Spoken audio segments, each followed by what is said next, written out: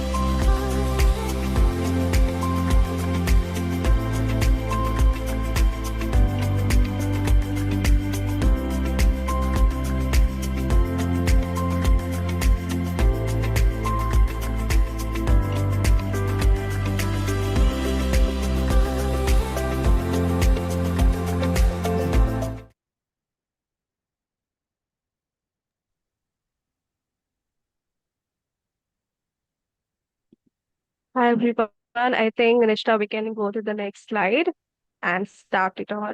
Lights, You're on with camera, action.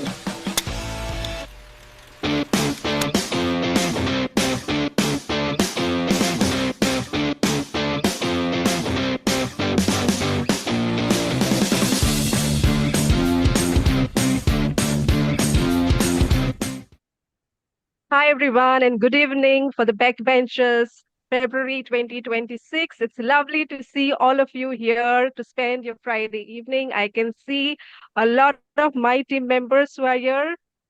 With me, I have Kavita, who's the founder of Adhyayan Foundation, along with Nishta, Anjana, Devika, who will be supporting us with the Zoom tech, along with Devika as well. She will be very active with the messages, and we are also going live on YouTube. We have Aniket and Mansi who are going to be there on the YouTube. Uh, so, welcome everyone. And for those who are new, if you don't know what's the whole thing about why we call it backbenchers, it's just this that it's an informal yet very focused, insightful learning space. We gather here to explore and challenge the core questions surrounding policy, governance, education, and development. This forum is inspired by the critical thinkers, those who observe closely and ask the necessary questions, sometimes difficult questions, usually found on the last benches of the classroom, and hence we call it the backbenchers. And we have one such backbencher with us today. Uh, but before we get started with the session and introducing the speaker, I would like to go through a few group norms so that we can have an engaging and interesting session. We would like everyone to actively participate. Please rename yourselves. We would like to know who's in the room. And please keep your cameras on if possible so that we can see you and we feel connected. If you aren't speaking, please keep your microphones on mute so that we can have clarity when we are having the conversation. These are a few group norms, and please feel free to be active. Raise your hands if you have questions in between. But we would encourage you to put some of the questions that come up in between on the chat box. We will be taking them during the question answer session. And thank you once again for being here. So now let's get started. And before we go ahead, I would like to introduce our speaker for the day, Mr. Prosenjit Ganguly. I will share a short story of his journey for you all to know who is he and what he does. So Prosenjit actually grew up in a joint family in Bengal, where he learned creativity through observation, especially by watching his artist uncle. This habit, combined with the love for performing and libraries, led to a defining moment, the challenging National Institute of Design entrance exam. At NID, he thrived in an environment that valued mistakes, curiosity, and collective creativity, learning that reflection is a key in deepening knowledge. This approach guided him in his career as an animation filmmaker, mentor, and educator, where he constantly upheld the belief that meaningful learning starts with learning. Now, Prosenjit brings his decades of experience to backbenchers, inviting reflection on practice of learning to listen to oneself, to others, and the learning process. So please join me in welcoming Mr. Prosenjit Ganguly. Hello, hello. Thank you so much.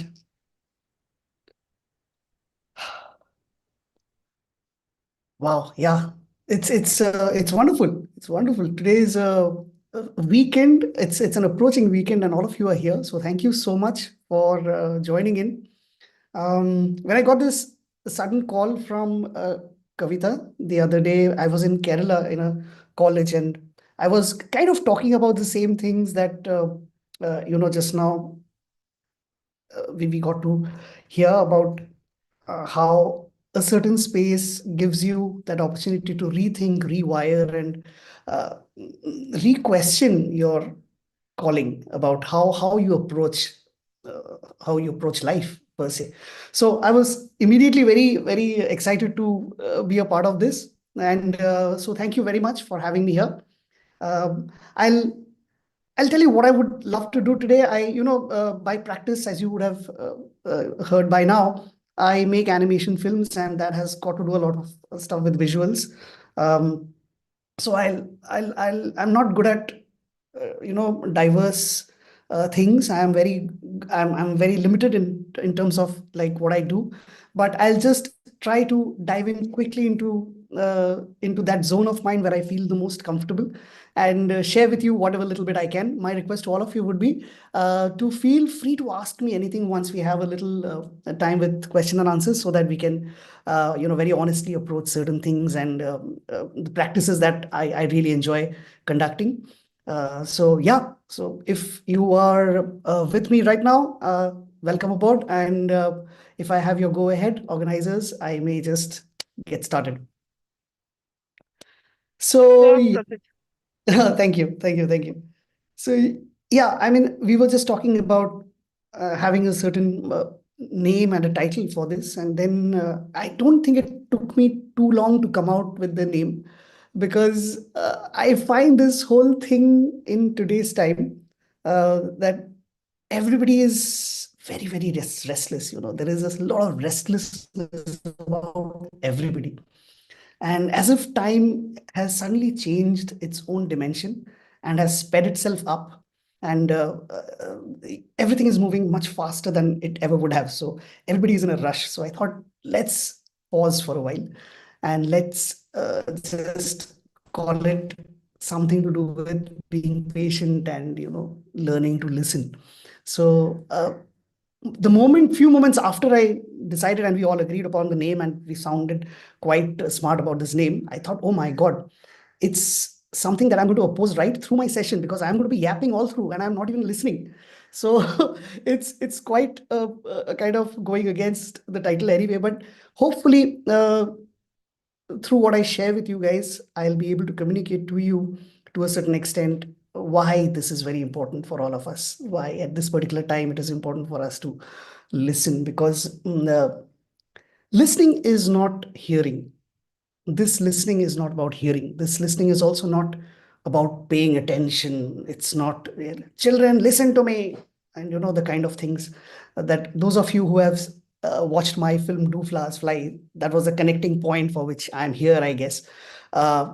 You must have seen a lot of critique on that regimental nature that schools have got into us, but that's not what listening is about. Here this it's a little bit like how silence is not the absence of sound. Similarly, learning is not just hearing. Listening is not just hearing. Listening is letting things get created, unfurled, unfolded, and then absorbing it. So today, I'll just share my little journey with you, whereby I have tried to listen, and I've seen that everything that has happened around that listening has been very enjoyable for me, at least. So another thing is, whatever I'm going to show you has nothing to do with my work per se directly, because none of it is taken from my professional projects. It's all the stuff that I do when I'm not on projects, and so I'm going to show you behind the scenes that of what professional mind tries to do in animation. Uh, uh, so yeah, I also take classes in a number of colleges in the country, and it's something that I've seen prevalent everywhere. There is this sense of rush, there is this sense of trying to finish things, finishing. That result, the finish, the degree, and all those things have become so very important. And it makes you feel like all our learning has become so linear. Like Sir Ken Robinson says very beautifully, that learning cannot be linear. It cannot be on a single line. It's got to be organic, and therefore, I felt that we've probably forgotten to talk about learning to fail. We've forgotten to talk about learning to say that, it's okay. Everything that I'm doing is a part of a bigger process. There is not the end. This is not the culmination of something every time that I sit in a class.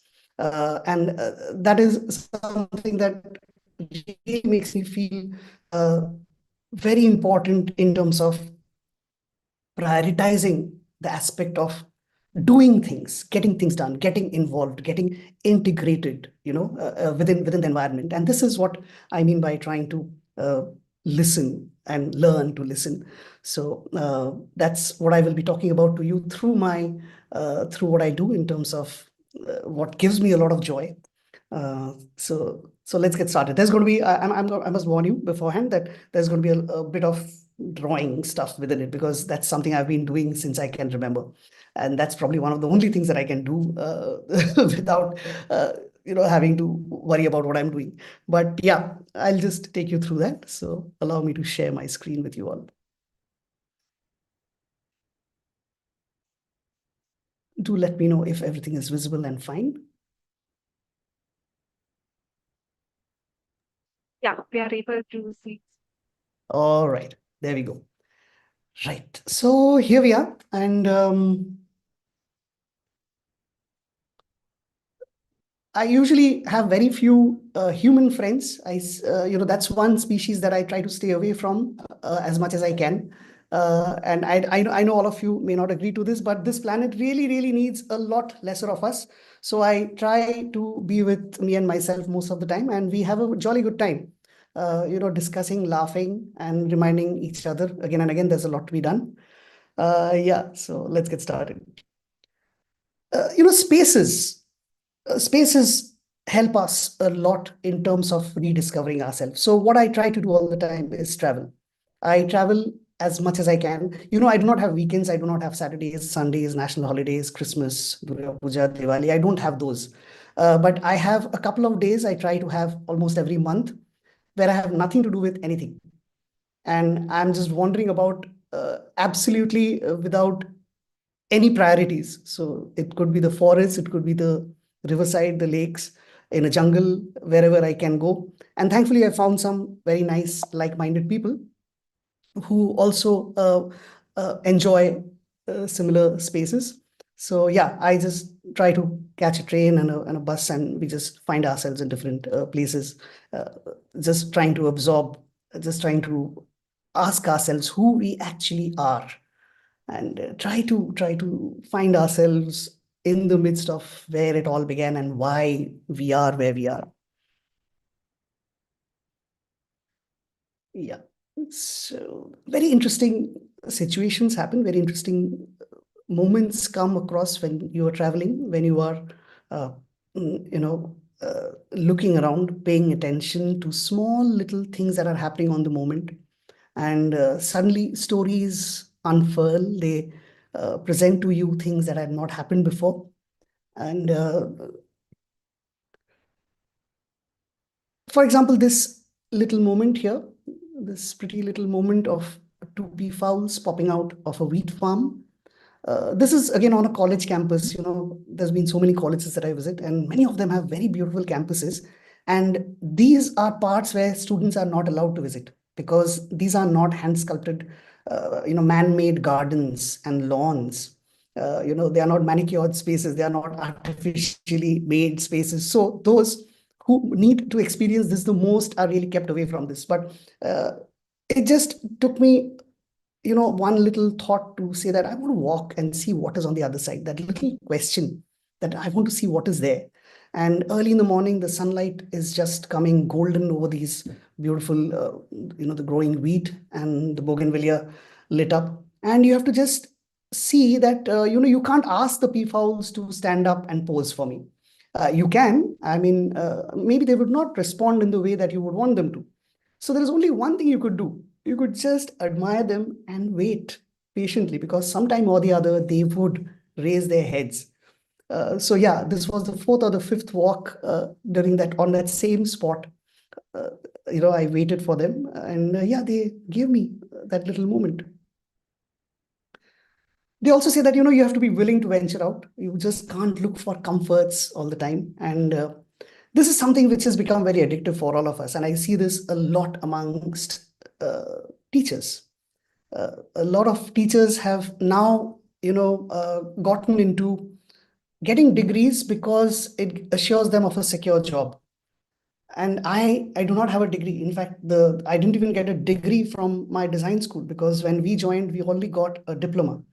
And I do not regret this. But now I realize that uh, what matters for a lot of people is to have that degree, and they find a lot of pressure in writing DR, doctor, such and such, because they've done a PhD. And I've met a lot of these PhDs who are in very comfortable, stable teaching positions in a lot of schools. And trust me, I cannot talk to them for more than 5 minutes because after that, we have nothing to talk about. After those 5 minutes, I think we realize that uh, it's just a number. It's just a set of letters that have formed before their name and gave them a secure job. So you have to go out there. You have to be what you have to do. You have to practice what you preach. And I think for learning, it becomes very important that we continue to practice what we are teaching. This is something that I had always faced as a child, in school. I was, by the way, an outstanding student all my school life, which means that I have been standing outside the classroom, punished most of my time. Thoroughly outstanding because I would always ask the wrong questions. I couldn't be the good guy. I couldn't be the good boy in the classroom who would, who would go according to the norms. So yeah, outstanding all the time. Here, I can't. I no longer need to do that. I no longer need to be the good guy. I need to be the person who will get wet in the rain because he wants to take a picture of that person who is getting wet in the rain. He's enjoying that moment of being in the rain. It's about being in that moment. We are losing out being, our being from the human being is disappearing. So I enjoy doing this. I enjoy taking a moment out and telling myself, okay, I just need to be. I just need to go out there.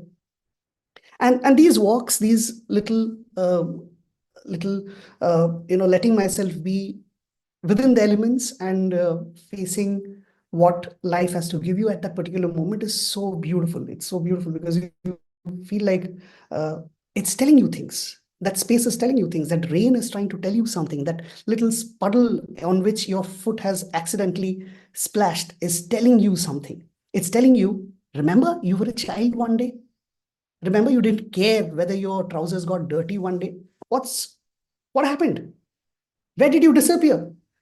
From when did, wanting to be a part of this beautiful planet, a part of this beautiful universe, become a headache to you? When did living become a sudden survival? So I take these 2 days off at least every month, 3 days, so that I can remind myself once again, I'm not surviving.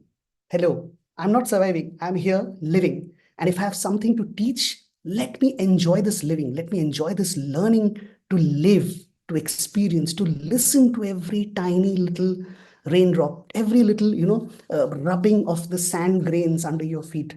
Let me feel that. Yeah, so that's one. Travel is beautiful, and if you keep your eyes open, if you keep your senses open, learning should happen with all the senses. Our classrooms take away a majority of these senses away from you, and then they tell you, pay attention, children. No. So it becomes almost like you have to fit into a certain space, and otherwise you cannot learn. So yeah, these little walks, these spaces help me a lot in trying to understand and rediscover myself continuously, on a regular basis. Around 3 or 4 years back, I came in touch with a group of lovely people who told me that, there's something called bird watching. I said, yeah, I know, but I'm not too keen in that. I'm not very excited about that. So I said, come on, give it a try. Come with us. And in fact, they were the people who just took me out and made me a part of wanting to observe nature closely. And yeah, since then, I've been getting more and more fascinated by the way nature works. So, I just keep looking out for moments. I carry my camera with me most of the time. And I like to see these moments, just holding that flower and pulling it down towards you. This is a female purple sunbird, and she's trying to sip out the nectar, not through the petals as you would see, but it's through the base of the flower from where she's flickering her tiny needle-like tongue and sipping out her nectar. Failure is beautiful. And when I missed the picture of this darter bird trying to pierce through this a fish, his catch of the day, and swallow it up. This was the moment I was looking for. I was not looking for that moment where it catches. It's the failure that I wanted to celebrate here. So darters go underwater, pierce their prey, bring it out, they toss it out, and then they catch it. And they fail at times, which is fantastic. So to watch this moment, of failure is beautiful. But to get that, it's not about this one picture. It's about that thing you do not know. You cannot make this happen. You see, nature has its course of doing things, especially things as complicated as not getting my catch, not getting my fish. You cannot choreograph this. It happens on its own. So you wait for 3 hours by the lakeside, and then it might just happen. And it might be that it has just happened and you've missed it. But it's all right. You can still smile and say that, okay, I witnessed that moment of the miss. If you can get it, nothing like it. Again, it's just about waiting and wanting to see that moment happen in front of you, freezing that moment in time. It's taking all that is happening around you, bring it down and say that this is the moment that I'm looking for. It is about these moments. Moments make up so much of our creative journeys. You see, I am a creative professional. I have to make things that do not exist. And I have to keep on clicking my refresh button all the time to ask myself, what could be new? What could be something I've not done before? And this is one of those processes which our learning and education system really, really does not pay any attention to. I was shocked rather a few days back, the society where I live, uh, they were celebrating the Republic Day, and they had organized a sit and draw contest for children. And I was shocked to see that children, when you give them a topic to say, draw anything you want, they still draw triangles for mountains with the sun with, spider like legs coming out of it. And they will still draw a hut Though they never lived in one, I wish they did. Sometimes they would at least draw the room inside the hut with the window in it. But they still draw that. And, I was just wondering, okay, what if we did not tell these children, even at a sit and draw level, that no, today you're not going to draw a scenery. Okay, today you're going to draw your favorite food. Would there be a difference? Would there be a slight change in their thinking? Can that same thing be brought down to school? Can learning get integrated with what somebody wants to say, and therefore let the learning come out of that? Let my curiosity decide my subjects, so that we can break away from that linearity and then be a little more organic, asking myself that, okay, I will learn math because learning math is beautiful to wire my brain in a certain way so that I can take very interesting logical decisions later on in life. But can that learning come through a different channel altogether? Some of the most beautiful things in the universe is mathematics. It's made of mathematics. Music is made of mathematics. But it took me 40 years to discover that. Why didn't my teachers in school tell me that? You know? So it's just trying to get a little deeper, a little beyond that moment to let things start seeping into you. So yeah, nature I think is something that lets you do so much on your own. Uh, Owls, of course, yeah, they are very, very interesting creatures and they are very animated per se. So I take a lot of pleasure in photographing them. This is a damselfly, and you might just be walking by, not even noticing that there is this beautiful little creature sitting on the edge of a leaf with these beautiful beady eyes. If you're in a rush, this often happens when we are going out on these organized trips where there is a guide and he knows that there are exotic birds he wants to show you. They would be in a hurry and say that, come, we'll go there because we've just got report. They'll be on their walkie-talkies and say that, okay, this bird has been spotted perching over there. Let's go. We're in a rush. Whenever I'm in such a situation, I stay away from that company. I realize, oh, this is the last time I'm going out with these guys. Never again. So, the whole purpose is not to make a list. The whole purpose of going out in the forest is not to make a checklist and not to make a huge, long, list of names that I have encountered. I can Google up and just get those same names. I can see the same images. It is smelling the wet grass of the morning, going down at the level of that, sheared off grass and trying to get as close I can to this damselfly and say hello to it up front. Hello, damselfly. Thank you. Say cheese or say whatever you want to and click it. And that's my joy. But when you ask questions, when you see, when you have that curiosity to get close, you get things. For example, this beehive, we have all seen beehives. Uh, I saw this beehive again on a college campus on the fourth floor, and I went up to the fourth floor near the terrace, and I saw this fascinating thing happening. These fellows hanging down the beehive, and I've never seen that happen before. I've seen them buzzing around, I've seen them clutter, or maybe I have seen them, but I was not in that particular frame of mind or that moment where I could question what I was seeing. So this time I did. I did question what I was seeing. And then I realized, oh my God, look at the strength of that one fellow out here somewhere. I don't know if you can see my cursor, but there are 7 bees hanging on to the tip of his toenail. Imagine us doing that. How strong must these insects be to hold on the weight of 7 other fellow creatures? Okay. But then I had to read up about what was going on over there. And that completely blew my mind. Because I saw something, I got curious, I questioned, and today's technology lets you find answers to those questions. This phenomenon is called bearding. And what these flies are doing by hanging outside their beehive is actually regulating the temperature of the hive so that the production of honey is stabilized. How fascinating. Had I rushed past it, or had I just said, ye to wahi hai, beehive hai, chodo, we've seen this 100 times. What's there in it? I would have missed this little beautiful bit.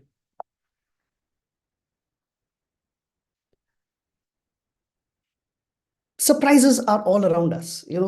Stories are happening. Drama is unfolding constantly around us. This is a garden full of white flowers and a butterfly quietly came and sat on one of those white flowers. And that was the last time it ever sat on a flower, because that white flower was a crab spider, beautifully camouflaged amongst the white flowers, and just goes on and grabs it.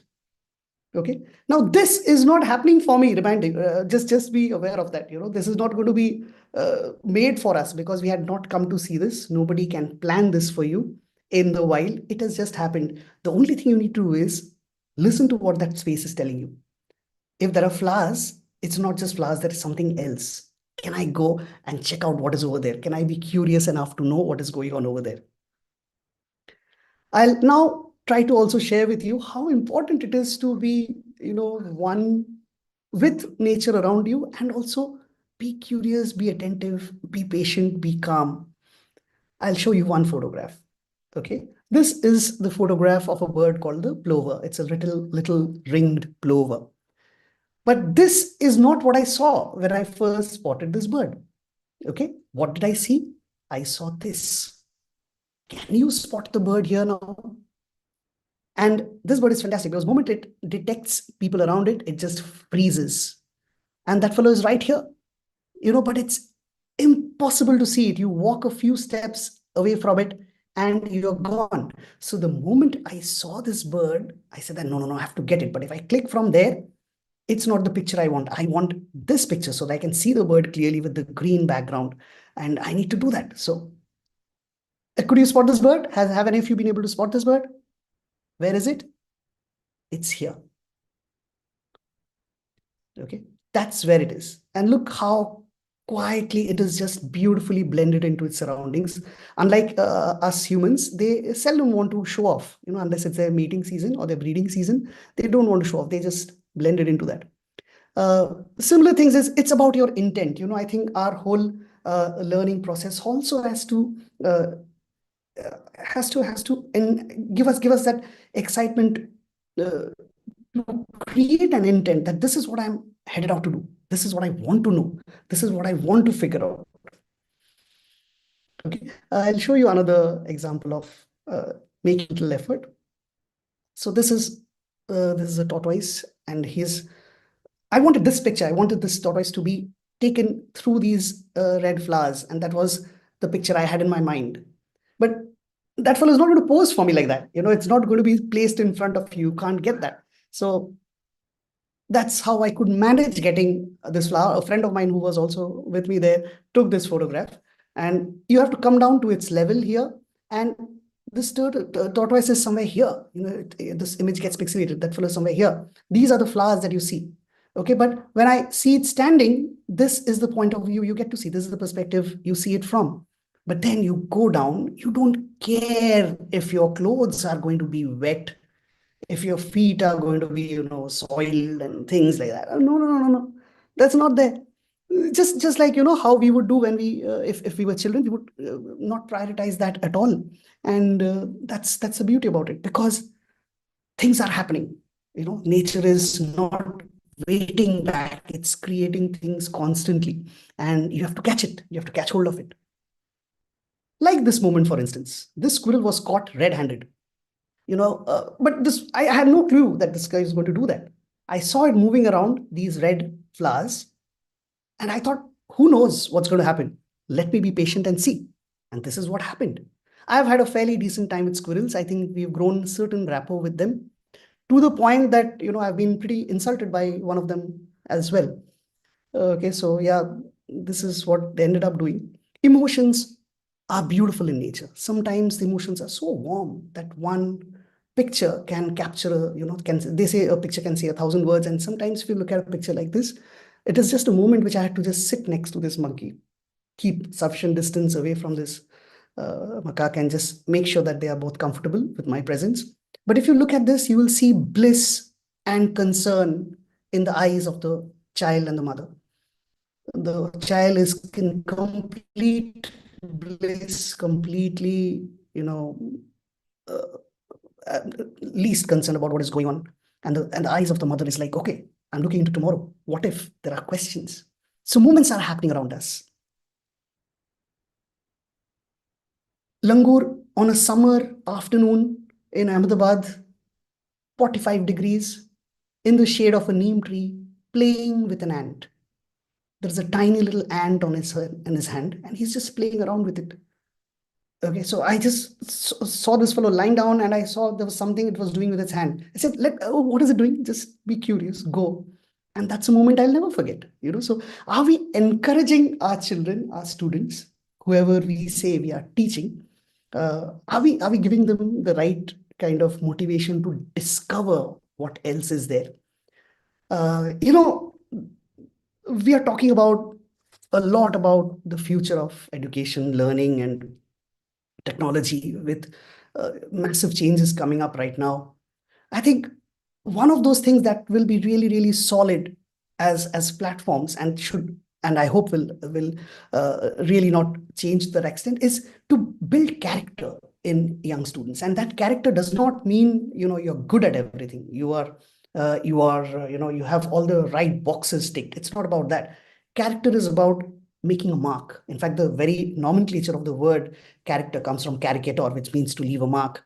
And I hope we are building these characters who would leave a mark on this planet and go a very positive mark. And that can happen if we are teaching them to be in the moment. We are encouraging them to go out, be, start being, not just narrate things. So, yeah, nature teaches you a lot. This is one of my very favorite living things, snakes, reptiles. In fact, I like all kinds of living things. Snakes are fascinating because they do stuff. They have a very mysterious presence about them. But then you have to go close to them to understand what they are trying to be. You have to respect them. You have to understand that this is a very, very smart creature built for its survival. Respect it completely. Know your place in this relationship, and then try to you know enhance that feeling that you have for this particular creation of nature. And these are moments that stay back with you. And some of these moments you have no control over, but like this particular moment, for instance, you can't really prepare yourself for this particular moment. You can Many people say that, oh, is it photoshopped? I said, no, in that case I would really not take my camera along if I had to photoshop something like this. A squirrel standing with a flag in his hand with complete patriotism is something you don't get to see any ordinary day. But yeah, this was Independence Day, so I guess this fellow had planned something like that. Again, it was raining, and it was on a compound in a little park, and I saw this squirrel running around. I had no clue that it would come and stand up on its two legs and just sniff the flag like that. But if you had to guess what this fellow did just after this particular moment, yeah, it was not exactly so patriotic, because he started chewing up the whole flag, because they use rice paste for gluing it to the stick. But this is a moment. These are moments that we can't really afford to miss out. Yeah, I think now I'm entering that phase where can really enjoy sharing my work with you. So yeah, like I told you, I've been drawing since my childhood, and this is something that's second nature to me. I'm surrounded with sketchbooks even as I'm sitting here on my table. So I like to draw. I like to draw things that are happening. But there is something different about this particular drawing, and I'll tell you what this is. This was around 4 years back, and we were in the North Bengal area, uh, in a forest, and this is a forest rest house where we were staying, kind of a bungalow, and it was going to rain. When I had started sketching, I saw this dark clouds approaching. So I thought, okay, if it is going to rain and I've got my brushes with me, I usually travel with my sketchbook most of the times. So this time I had my painting color box and my brushes with me also. I said, if I have to really paint this, why don't I use the mountain rain water to paint this with? So all this wash of paint and color is actually, the paper is drenched in the rainwater of the Himalayas. So this drawing for me is not just a sketch in ink and on paper.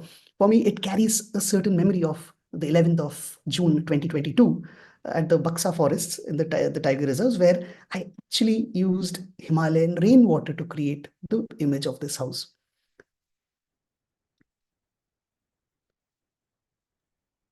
Encounters happen and you want to capture them, you want to record them. Sometimes you cannot take a photograph, so you come back and you relish that moment all over again about being scared by a whole herd of running wild boar, and you come back and draw it out.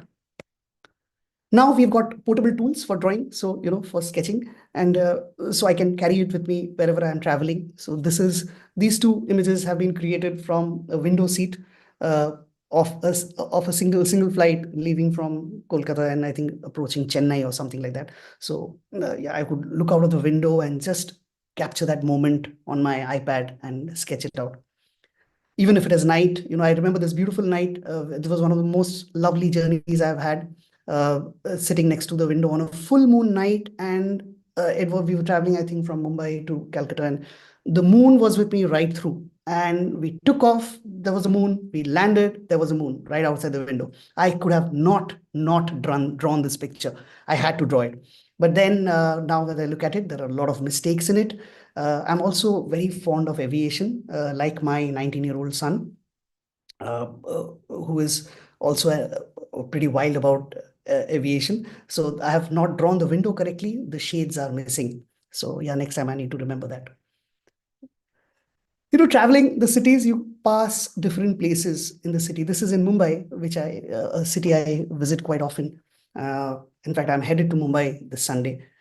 So I saw this little shawl kind of a thing over there, and I saw these clothes hanging. The Diwali lights were still there, and so I thought that yeah, this really deserves drawing. But then I thought, you know what?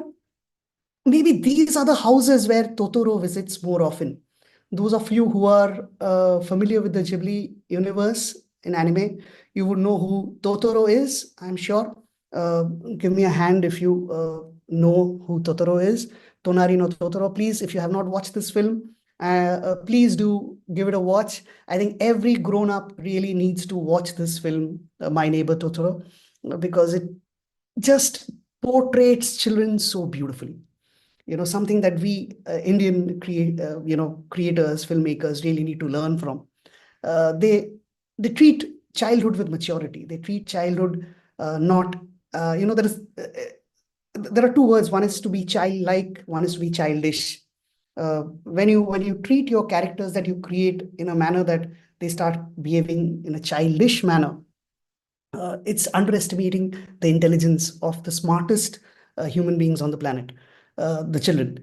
But if you can look at them from that perspective, new things happen. So I looked at this shawl and I said, maybe if Totoro had a choice to visit some place in Mumbai, this shawl might be it, because there is a lot of life out here within these tiny little spaces. Tea gardens, tea workers, again, subject of some intrigue, because you have the faces. People, I like to observe people. I like to understand who they are. Their faces tell a story, their body tells a story, what they wear tells a story. And each of these, they try to bring you closer and closer to the reality that we are so disconnected from. The in fact, in our so-called civil society, we find disparities of such strange you know natures. Parents, grown-ups are responsible for this. I don't know, you guys all must have come across such people, right? Who talk about conservation with a very proper accent, which tells you it's from an Anglo English medium school. And they would talk about how it is important for conservation, and we use a electric car because we are saving the planet, and we switched off our lights on Earth Hour. They would talk about all that, but then they would go to drop their little kids in an air-conditioned SUV, which is 1 kilometer away from their homes, keep the AC running in the car so that it doesn't get hot when they come back into their seats. So we are full of completely warped mindsets. And when you go and you see people and you sketch them and you see the ruggedness, the toughness that they carry with them, the emotions they carry on their faces, the struggles they carry with them, That's listening. You're listening to the world around you so that you can respond in an orderly manner. You can respond in a just manner. So I do sketch a lot of people. I do sketch a lot of people from daily walks of life. They just have something constantly talking to me. I hear them talking to me, and uh, I like to listen to them, what they have to say. Uh, yeah. So this is a very new image that I've created. This was created, I think, less than a week back. This was from the Kolkata Book Fair, and this was a very warm moment. I don't know even if these people existed, because I drew this picture once I came back uh, from the book fair. But I saw there was such joy in this elderly people. There's this old lady. She's with a walking stick, and yet she's got a smile on her face because she found that one particular edition of that one particular book which she had been looking for the last four book fairs. This time she got it. Look at the little smile on that face of that uncle also. He's carrying those two thick volumes with him. Simple people carrying a bag. Simple people from daily walks of life. They are all around us. If we are willing to listen to them, they have something to tell us. Again, characters, people, like, because I think this is also a reason because I don't like to hang around real living human beings so much, especially from our kind of state of society, especially those doctorates and uh, kind of people who are very heavy in terms of what they sound. So I stay away from them. But I think I create more people like this, and I kind of like to hook up a story of this common person. Again, he's from a city I have grown up in, and the look on his face is such that he had once aspired to be an artist, but घर से बताया गया कि नहीं नहीं, उसमें कोई future नहीं है, तुम बॉटनी सीखो, साइंस पढ़ो. इंजीनियरिंग ट्राई किया बेचारा, नहीं जमा उसको. Finally, he ended up doing a botany masters, and now he's back again to becoming a tutor, teaching those kids who really don't want to learn what he's teaching.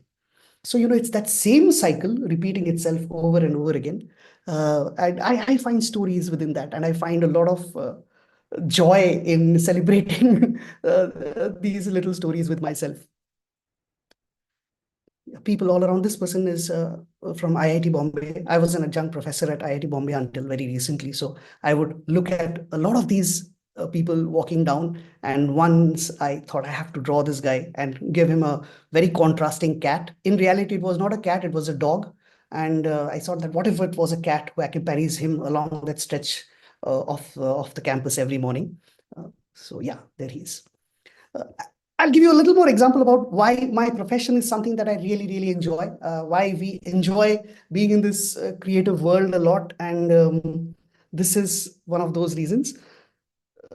You see, this is a person who I created, but I will tell you another very troublesome scenario in our creative world, in our creative profession nowadays. Everything has become references. Everything is like, I want to make something that looks like a character I have seen in some other film. So there is no curiosity about creating something original, something that will come out of reality, about our own observations. It's always something, because it worked beautifully over there, it must work beautifully here also. I want to make it look as good as that. Okay. So we lose out on character, we lose out on the story that we are actually trying to say, right? Now I want to show you this character, this person out here. And maybe when you look at him, you can hear his voice. You can hear him saying, he's almost like one, aging Gujarati uncle who's, next to a kirana store, and he says, अरे आज तो उधर जाना पड़ेगा ना मुझे, क्यों आज मेरा ऑफिस में तो काम पड़ा है ना, लेकिन तुम लोग जाके उधर, ये बच्चे लोग उधर परेशान मत करो मुझे. Maybe you can hear that kind of a tone coming out of him. But guess where this came from? This man does not exist in reality. What I saw before I sketched him was this. Okay, so the camel reminded me that if he started speaking, he would end up becoming this person. Okay, so this is the connection. This is the connection. You look at something that can be so beautifully inspiring, and you transport them from one universe to the other just by listening carefully. Okay, the camel was telling me, do you see somebody in me? Who do you see in me? Come on, tell me, tease yourself. Come on, poke yourself. Who do you see in me? What do you think I sound like? If I started speaking, how would I speak? Tell me, come on. So this is, I call it a manufacturing defect in me, that I can't think straight probably. This is the only way I can think. This is the only way I can enjoy hanging out. So this is what I do when I'm walking the streets. I'm looking at things and looking at things and asking that magical question, which is, what if? What if? And then filling in the blanks. The same things with birds. I saw these three birds, and I just questioned, okay, what if? Oh, wait, I hope you guys can see the whole image, because for my screen it's a little cropped. So I thought, what if these three birds, also had attitudes and they transformed themselves into human beings? So probably this is what these three friends would be chatting like. Yeah, so this is our world, and all of you who are working with children, please remember that children are fantastic in terms of their creative abilities, if and only if we give them that opportunity to go ahead and say that, what do you think this is? So I spent a lot of time looking up, gazing at things. I saw this cloud, and I saw there was something inside this cloud. So right now, all of you who are watching the screen, you're watching this image right now, tell yourself, what do you see? And then I'll show you what I saw. So this is what I saw. Okay, so this was happening right there and right in front of my eyes. And I have got a whole series of, I don't know how many such cloud pictures I have made. So I look at clouds, I photograph them, and then I come and see something else happening here. Yeah, this was again in the city of Joy. Bengalis love their fish. I am unfortunately a vegetarian Bengali, so I am completely outcast, and I do not belong to this city that way. But yeah, culinarily, but this is what I see. And it's not that everybody will see this. And I now, if I look at this, I would see something else altogether. I would question myself, what else do I see? If I saw the same cloud again today, what else would I see? Is the cloud telling me something? Am I smart enough to listen with all my attention to every little nook and cranny, every little tiny little bend and smudge and blur and shadow and highlight on this cloud, to bring form out of nothing, to make something out of nothing? That's how things get made. Well, I enjoy doing this because it makes me smile. Those who look at it, I do not know, I can't see all of your space, all your faces, but I think you would probably get a little grin at least looking at this. If not, try this guy. This is just a couple of slices of bread. And then if I ask you, so ladies and gentlemen, all of you who are looking at this right now, what do you see? And you may not say that, yeah, you were seeing this, but yeah, this is what I ended up seeing. It's still this two slices of bread, and then they were already there. No, see, this already there. All I had to do is fill in the blanks, filling the missing bits. How beautiful can our life be if we can fill out these little bits of ignorance that we have in our lives with small little spurts of joy, and then call it learning? What if we removed our whole blackboards from the class, where we throw things in and expect everybody would stare at it, and anybody who doesn't write the correct answer would be told that they don't deserve it? Could there be a different way? Could there be a different charm to this entire thing? So, I thought, whenever I get a chance, I should be spreading this. That's one of the reasons why I readily agreed to coming and sharing this with you guys here today, all of you who are attending this. I try to do this wherever I travel a lot, and I see that stewards and stewardesses on airlines, especially, are probably, they go through some of the toughest situations as professionals. Uh, in aviation, that's one of those regions which. So every time I see them, you see these passengers who board these flights. You feel like they have not only purchased a ticket of that particular flight, they've purchased the airline, they've purchased the aircraft, they have purchased every single person who was serving them on board. Bus chale to, they would probably, tell the pilot to take them to the top of their roofs and put them down there. That's the attitude the passengers carry with them. So I thought, what if while I leave, I'm always the last person to leave the aircraft? And every time I leave, I try to say a few good words to the people who have served us during the hours of those flight. And sometimes this is what I do. Uh, you see these water cups that we get on board these flights. So once I'm done drinking my water, I usually drink it away from my mouth. And then once I'm done, I scribble a whole lot of nonsense on that paper cup with my ballpoint pen. And sometimes they also include, little caricatures of the people who have served us. Uh, and when I leave, I say my heartfelt thanks to, the air hostesses. And then I say that this is for you. And you look at the change that happens right in front of you, and we keep talking about making a change, making the world better, and this and that. It doesn't cost anything, doesn't take anything. Each of us are gifted with small little things like these, and we can do it in our own ways. I chose a paper cup and I drew on it. Maybe you could take the tissue paper and make an origami flower and give it to them. Like we can all do it, or just a little smile and saying that have a good day, you've done great. And things like this is what I was mentioning to you earlier on, should become parts of classroom. Gratitude needs to become a part of classroom. That's missing. We are there are teachers, but are we teaching with humility? We are teachers, but are we teaching with practice? We are teaching subjects, but are we teaching something a little more than the subject? And the reason that I have connected, I've taken a decision to connect with students and make sure that, alongside my professional commitments that I have, I would definitely pay attention to teaching, though I don't like to call it teaching. I call it sharing my mistakes. When I make a film, when I work on a project, there are a ton of mistakes I make. So when I go and interact with the students, I share my mistakes with them. Some of the films I made are very bad. So I tell them, look, this is what I made. It's not good, but this is what I've learned from it. Okay. So that's what I do with students. And, we tell them to do by hand. Even in our digital times, we do things by hand. This is in one of the most beautiful film schools in Mumbai, Whistling Woods, and it's in Film City. And what these students are doing here is they are making different forms of trees, and each tree has to depict a certain emotion. And the surface they are working on is a lot more important than the art that they are creating, because these surfaces are discarded vinyl banners of Bollywood. We talk about recycling, upcycling as theory all the time, all the time.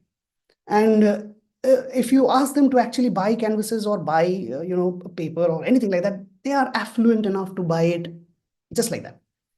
But if you ask them to question that, have you seen those banners lying there? Do you think we can do something with that? Can we create canvases out of them? Of course you can. And if they say, no, we can't, you are there to show them how. And they did. And after the work was done, everybody was so happy to see, that they look at the scale of what they're working. You can also see that little artwork, which is over there, that would become this massive thing. And after this was done, this is what that space looks like.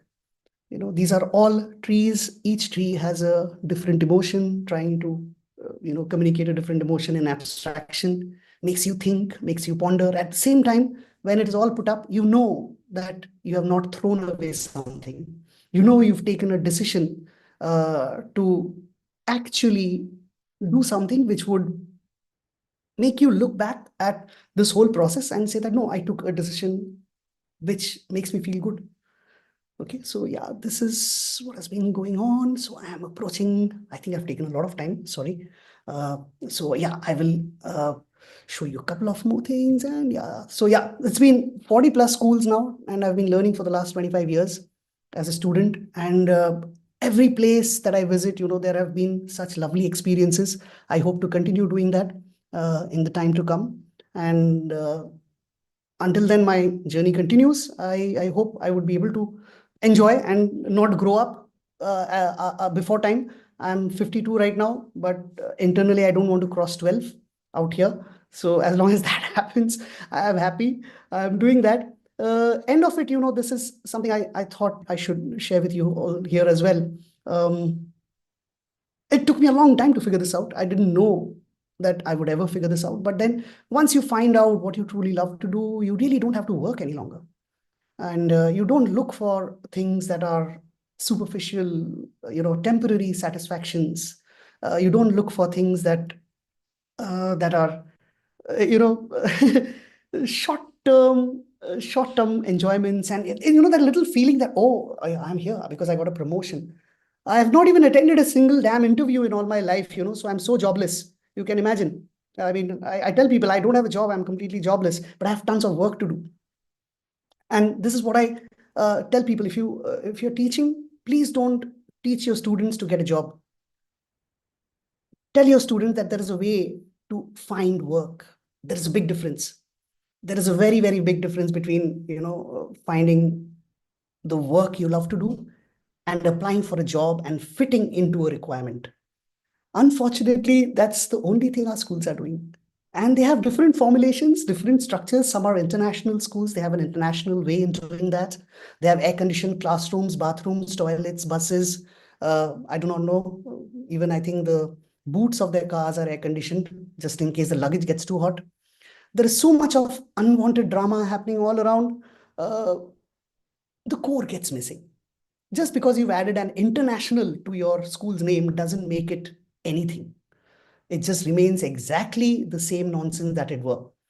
So I would hope that we find. I'm always looking forward to working with more spaces, more people where I can share this way of learning. I do not know how we can do that. My filmmaking and animation filmmaking design learning has kind of opened a certain way for me to find that, yeah, that's a possibility. This is a possibility that I can, so whenever I go to work, where I'm teaching design schools, film schools, but I'm going back to why in the first place I have taken up education as something that I enjoy doing. So and I hope we encourage our children to say that, hey, you know what, I made this and it's really bad, I don't like it. We are not doing that. We are chasing numbers, we are chasing grades, and oh my god, now they're not even grades, they're credits. There's a credit system. Oh my god, they all sound so cool. Everything boils down to that same thing. It's these are all very tiny little superficial surface decorations that have been done to make it sound better. But are we working at the grassroots? Are we working at something fundamental? Are we building character through our education? Are we trying our level best to move away from that linearity and make it as organic as we can? Tell somebody, you know what, today we are going to fail. Today we are going to make something that does not work. I remember NID had this particular uh, course module for product designers, which was called bad design. That subject was called bad design, and you have to consciously design a subject that fails, design a product that fails. Just imagine the kind of rewiring your head has to do to really understand that, oh yeah, that's how it doesn't work, so maybe this is how it works. I really hope this level of things come down into our classrooms at a secondary primary level. And that whole thing about contests and competitions, sit and draw competition नहीं चाहिए. आज हम सब लोग मिलकर drawing करेंगे, किसी को प्राइज नहीं मिलने वाला है. ड्राइंग हो जाने के बाद हम सबके ड्राइंग्स को ऐसे शेयर करेंगे, पुट अप करेंगे अपने दीवारों पे, और सब बोलेंगे किसको क्या अच्छा लगा. There are no prizes for drawing, no contests in drawings. There's no contests in creativities. This prize giving thing also, no, is like become a pain right now. So unnecessarily, we are bringing in things which don't really matter, because probably those are shortcuts. No, those are easier things. The other side of it is difficult. Giving something like buying and giving, or printing a certificate and giving, is so much easier than actually truly appreciating and encouraging a child who's got a gift. That's a lot more difficult. So yeah, this is what I enjoy doing. So I hope you have found what you truly love to do, and I hope you don't work ever. So anyway, thank you for your attention. And now I'll be very happy to take questions from all of you. I'll Thank you so stop. much, Prosenjit. Thank you so much. Thank you. Lovely and insightful sharing. Uh, as Prosenjit was also like more interested in hearing questions. And so Yeah. now it's the time for everyone. If you have any questions, please unmute yourself and ask those questions.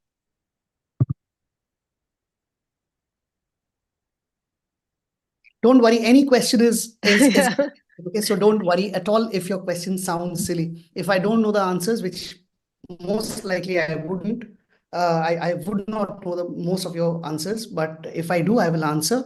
If I don't, I'll let you know I don't. So please feel free I to think, ask.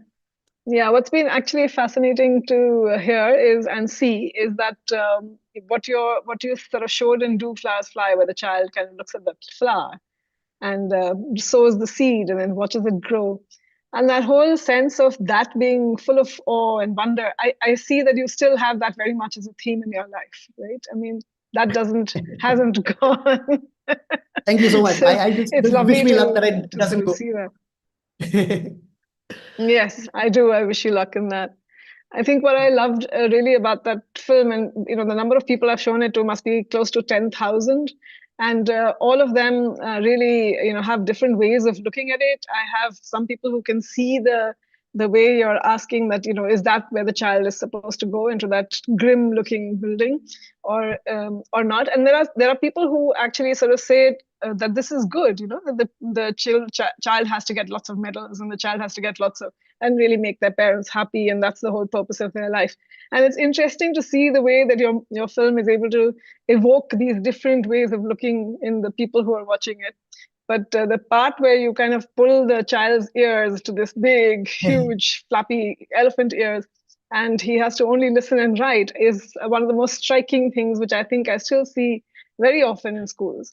That it's the child is just meant to write, copy from the board, put down what they have to, and it's interesting to see that that is not moving yet, and it's tough. Whether it's a school in the rural areas or whether it's a school in the urban areas, it's very similar. What was your inspiration for that movie? Why did you choose to make that for your diploma film? Oh yeah, I mean that was the time we had to. Our final project had to be a client project. That was what was decided those days, and I didn't want to do something like a series trailer or something like that. So I wanted to do something which there were three or four subjects that are very close to my heart. They were and they still are. So one of them happens to be education, because I have suffered from it, and so that film, a lot of it is almost biographical, autobiographical maybe, but one was nature, of course, the other was sports, and all these three are very close to heart. So I wrote to 11 people I remember, and email had just come in, and there were these dot matrix printers those days. So emails had come in, and 10 out of 11 said that, sorry, we can't sponsor projects right now. One of them said that, yeah, we need a film to be made, but we are in Kerala. I said, coming. And I took a bus from Ahmedabad to Trivandrum. I went there. I changed thrice, and because that was the most luxurious thing, state transport bus, that was all I could afford those days. And I left a human being, reached a crow in Trivandrum. But then when I spoke to them, and they said that we want to film on education, and I said, my goodness, I can't think of anything.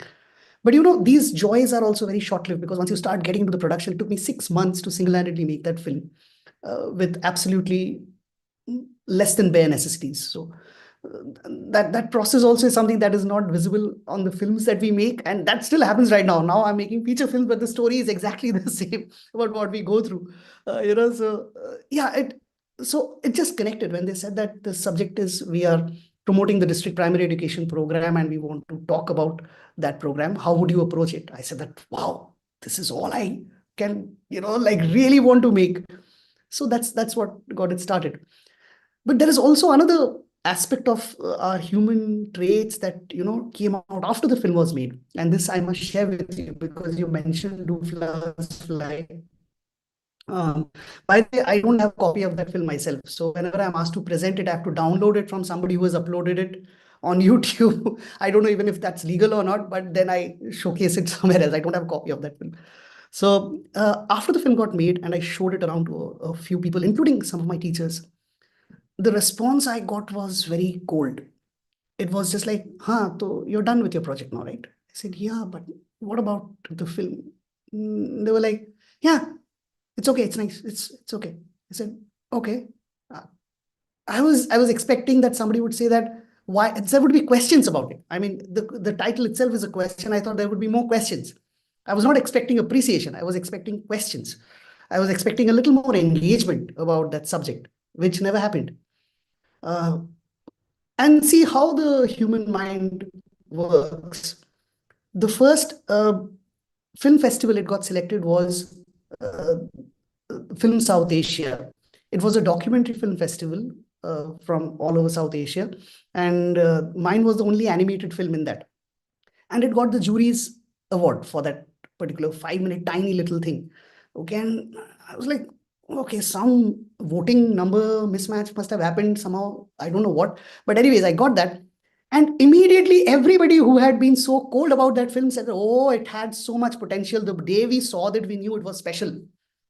Then the film traveled all over the world. I went to Japan. It went, I got my script award from the Roche Festival and all that.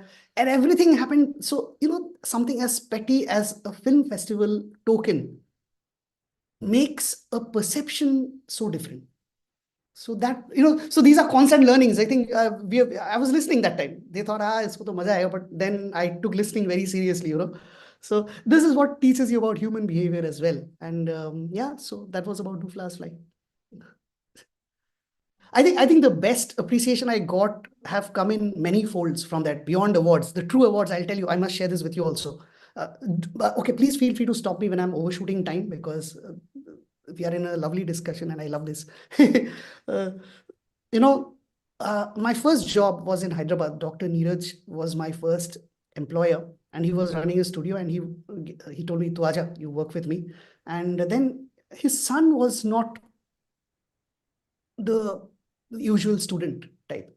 He did not enjoy school, and the father knew it, and they were skeptical about taking any decision and doing something else. I think a month, no, not a month, maybe a year or so had passed by. I don't remember, long back. So one day he says that, PJ, by the way, I'm called PJ everywhere. So Prosenjit koi bulata nahi hai, it's too long. So I'm called PJ. So said, PJ, I've taken a decision today. So I said, yeah, what? He said that I took Mayank out of school. I said, what? He said, हाँ, आज school से निकाल दिया उसको मैंने बोला बहुत हो गया है. I met the principal, I took him out. I said that, then what did you tell the principal, just like that? He said, no, I gave the principal a DVD of your film. I said, oh, now I'm in trouble. I'm going to be in trouble now. So that was one of the most beautiful, first, what shall I say, a purpose being served by the film I saw happen. The second one happened, which was a big shock actually. I was in Mysore, and a friend's friend got in touch with me and said that I want to pick you up tomorrow and show you something. I said, okay. So he came on a scooter and took me to a village and said that, you see the school. And I saw this very beautiful open outdoor school in the outskirts of Mysore somewhere. And there were children who were planting, vegetables and farming, and very beautiful space. Everybody playing. There is music happening in one corner. There is something happening somewhere else. And I said, wow, this is fantastic. This is like a dream school. He said, yeah, you like it, no? I said, yeah. He said, wait, somebody wants to meet you. Then comes a person on another scooter, one Lambretta scooter, and with white beard. And he keeps staring at me as he parks his scooter. I was a little scared. Why is he looking at me like that? Walks up to me and says that, how do you like the school? I said, oh, it's beautiful. He said, yeah, I made the school. I said, really? Oh, wow. Then I said, yeah. And then he's staring at me. Said that, you know why we made the school? Because we watched a 5 minute film and it made us think what we were doing. This is the school we made. And I was like blown. I said that, no, this can't happen. Isn't quite right. But that happened. So, I don't know. I don't know what is there in that film. It's production wise, it's very crude. It's not great. It's very average. The third one was in within my family. The third true appreciation I saw was my one of my uncles. He said that I'm going to bind your, get your whole diploma document, the whole book that you're going to make. Uh, I want to, have it bound in leather. So he's got a leather bound version of that book, and it's still with him. So yeah, small little things have happened, and I've been extremely grateful to the response. So yeah, that's about it. I think there's a question in the chat, no, Steffi? Yeah, there is a question, Rajesh. is asking, usually we are cluttered in thoughts, how to have an open mind to see and listen things with such a clear mind. You see, clarity happens over time. In fact, if we are seeking clarity, it's a good thing. Uh, Clutter is a part of the universe. Everything is in chaos. And our whole objective of why we are human is to make sense out of this chaos. Otherwise, we would be an amoeba and there would be nothing complicated. But we have been given so many faculties, so many senses, and it's got to be important for all of us to become a part of it. And whatever we do it honestly, do it truthfully, not out of bias, not out of revolt. I've seen so many people saying, oh, this whole education system has to be abolished and dismantled, and we have a different kind of school. 10 years just after that, everybody is in that bottleneck and everybody is pushed into that whole damn system. We are not saying that this is our situation within which what can we do. So it's not about doing things just to make it sound drastic, and it's something a little more subtle than that, I guess. But yeah, intent has to be there. Intent has to be there. Otherwise, it's difficult. Yeah. I think there was a hand. Anirbit Dhar has raised a hand. Anirbit, you can ask. Yes. So, really an insightful session. Fabulous photographs, paintings. I am just loving it every Thank you. moment.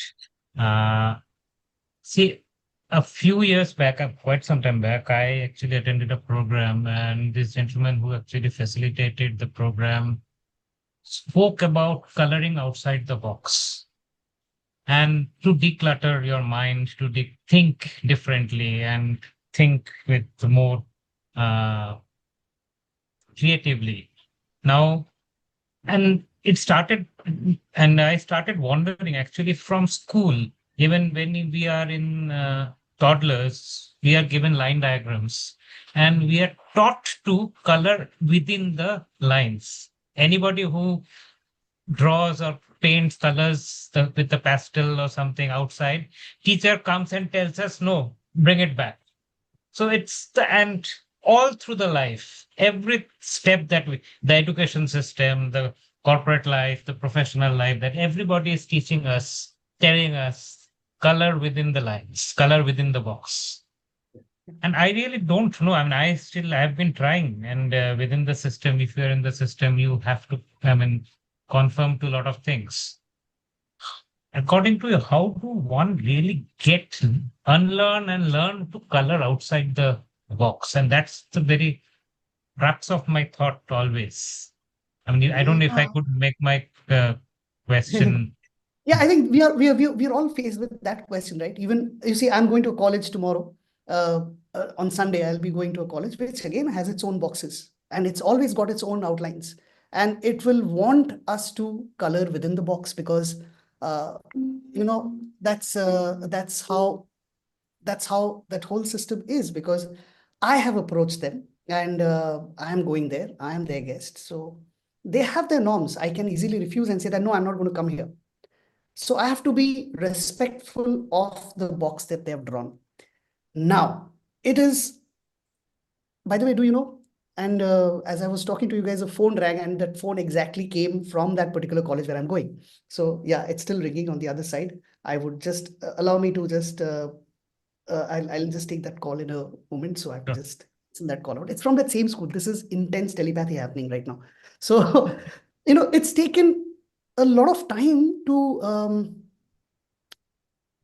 convince the space that you work in that what you're doing makes sense. You remember the images I showed you about this space where I've put up these children have drawn this trees Right. of motion. Now that's a part of a course, that's a part of a curriculum, but it's completely, nobody has ever done, approach that subject in that particular way. And I'm still on curriculum. I'm teaching form to the students. So it is not just breaking away from everything and saying that I'm doing things differently. It's within a classroom, within a syllabus. The chapter is still yours. You and I are still the teachers explaining that chapter.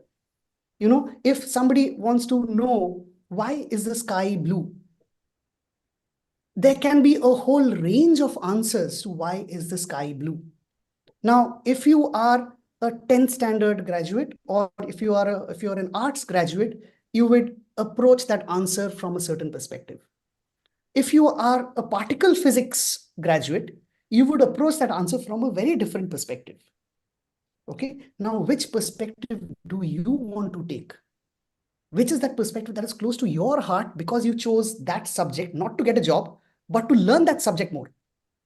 You will find that every textbook chapter that you're now teaching will have something that you can celebrate.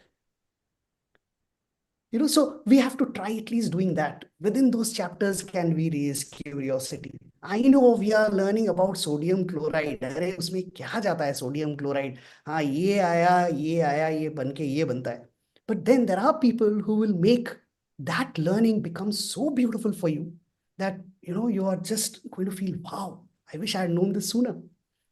So we have to continue to learn, continue to engage, continue to practice what we really love to do.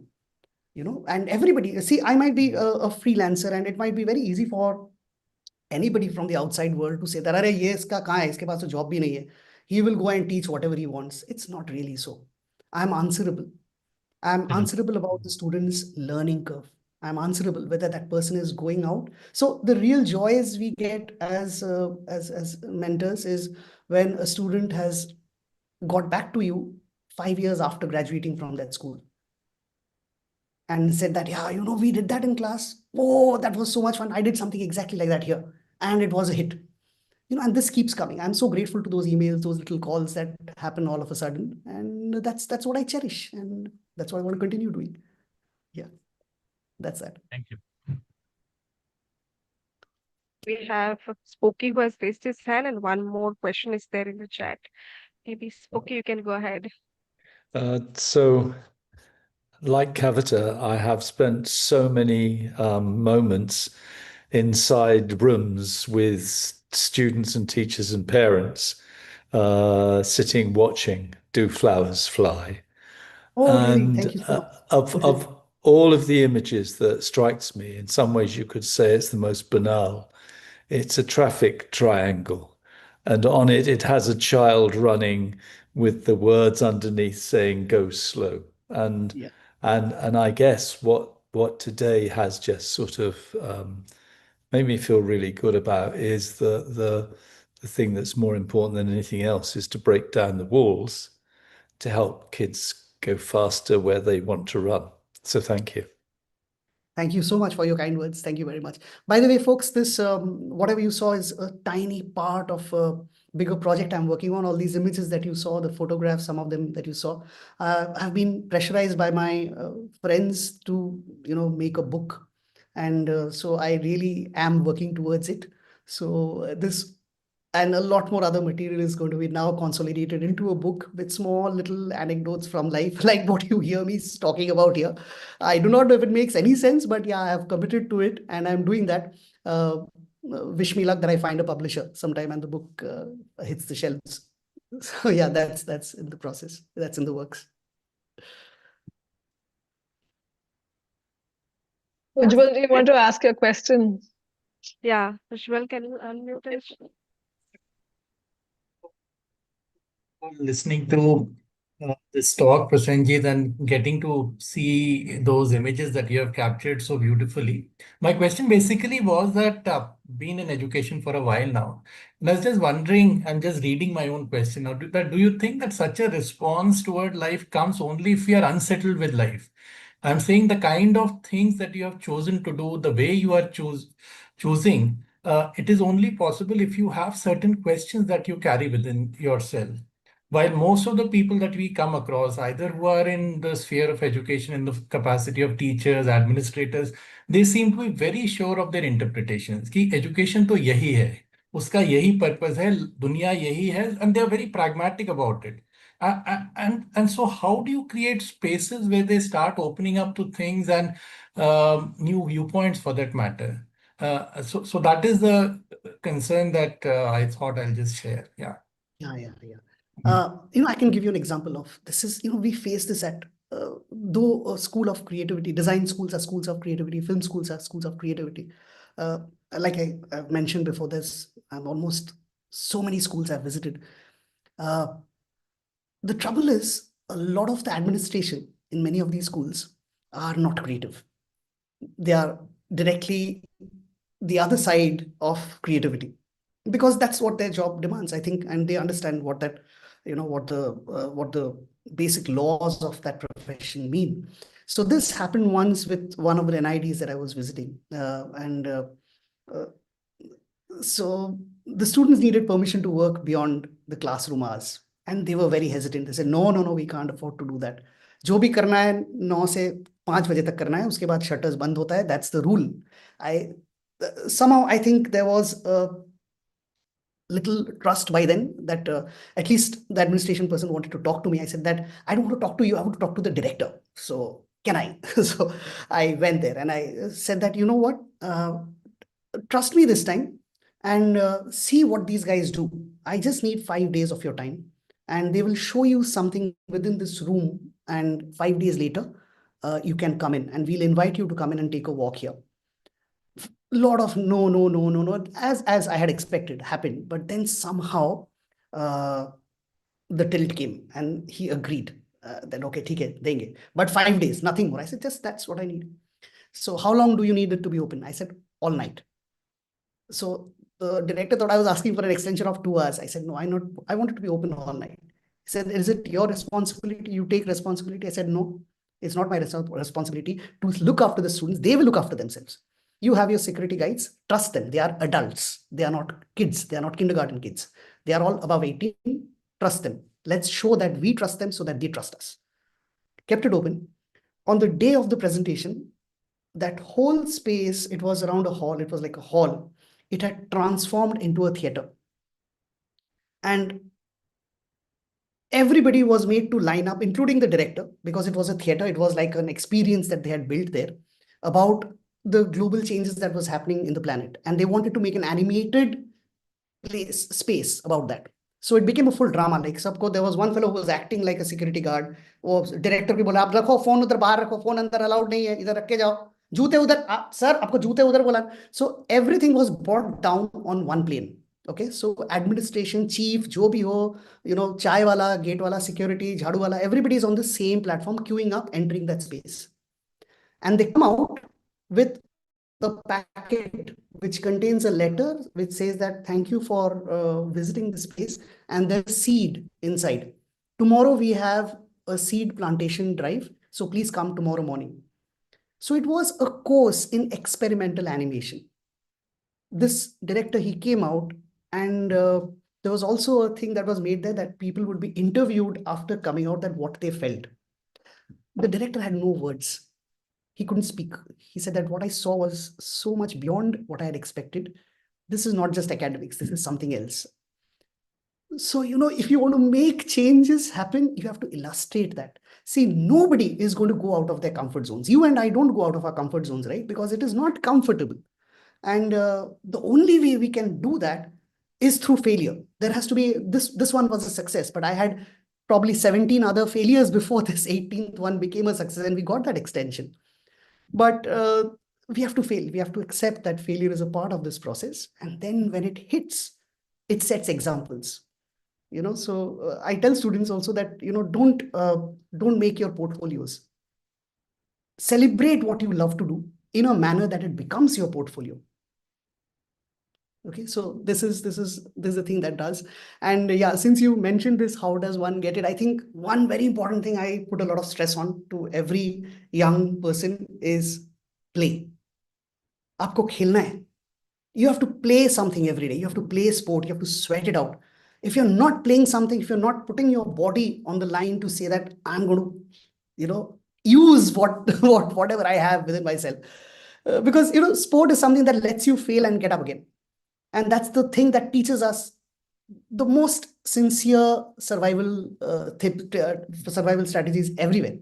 So we have to play something every day. So teachers, you are all into education. I hope all of you play something, and not just tell people to play. Play something.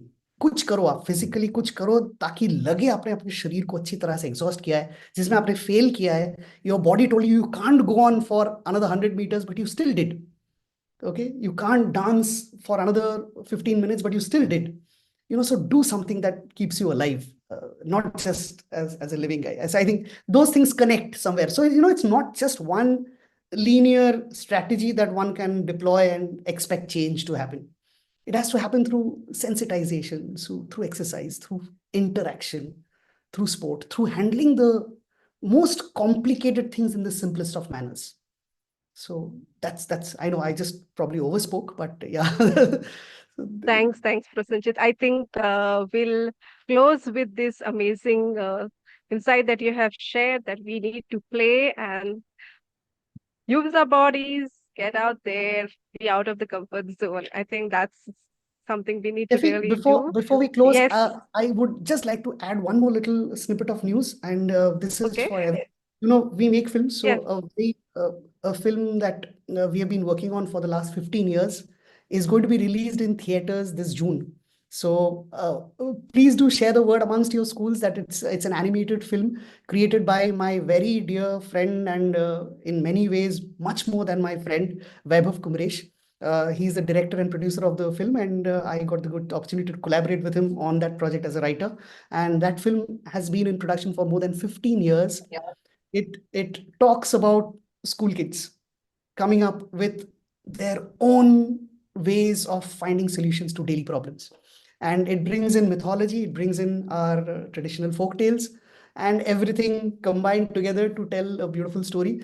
So we've given everything we could. Please do make sure that you go to the theaters and watch it. It's going to be released in June. Keep in touch with us, and we'll make sure that you have a lovely time. I Prasenjit, don't what's the think you name of will. the film? Yeah, the What's name the of the name film of is, yeah, it's called Return of the Jungle. Okay, so it's called Return of the Jungle, and I think you will enjoy watching it. So it's made by Vaibhav Kumaresh. To remember the name, Return of the Jungle. You can follow him on Vaibhav Studios, and even those of you who know that I'm active on Instagram, you can follow me as well. So I will share regular updates about the progress of the film. Okay. So sorry. Yeah, please go ahead. Please go ahead, Steffi. I Thanks, interrupted you. Prasenjit. And we'll send this name, movie name again in the email that goes out to all the participants. Yeah. And really, thank you so much for taking out the time and spending it with us. It was really lovely to watch the wonderful different images that you showed us, where you just had to wait for that moment. And I hope that that is something we are going to do going ahead in our lives, and being in the moment as human beings. So thank Thank you you. for all these insights and the amazing images also. I hope we'll take some time to re-look at things that we are seeing as the obvious. And thank you to everyone, each and everyone present here for the session, for spending your Friday with us. It was really nice to have you ask really interesting questions. We are hoping to have some more sessions coming up, so please stay tuned. Do follow us on our Adhyayan page and also on our Abhyas page. The thing is, please note that today's session is also available on YouTube in case you have missed some parts of it, or if you would like your friends to watch it.